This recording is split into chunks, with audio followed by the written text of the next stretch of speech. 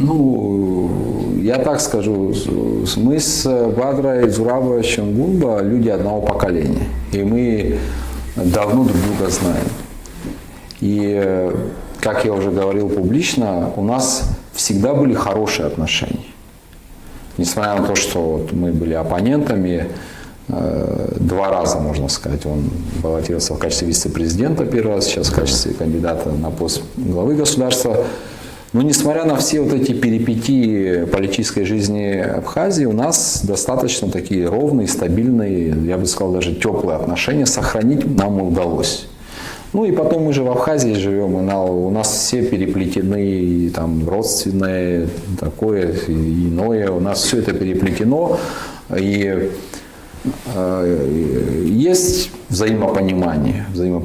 И я еще раз говорю, а вот эта оценка, о которой я говорю, я вижу, что и там она тоже присутствует.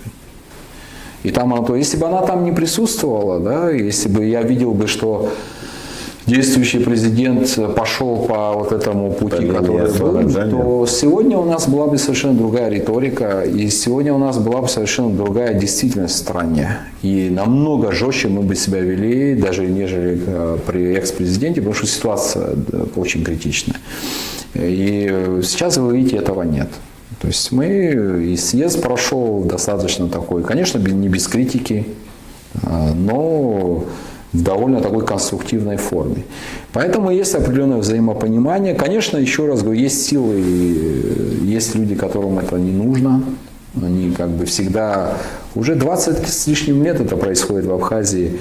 Вот в этой, знаете, вуду люди, которые научились ловить воду в мутной воде, рыбу, и они уже настолько навыки своим детям передают. То есть это уже из поколения в поколение. Эти люди никак не успокоятся. Но сейчас ситуация не та. Сейчас надо это все отодвинуть в сторону и, оценивая реальные риски и угрозы, двигаться вперед. А потом разберемся.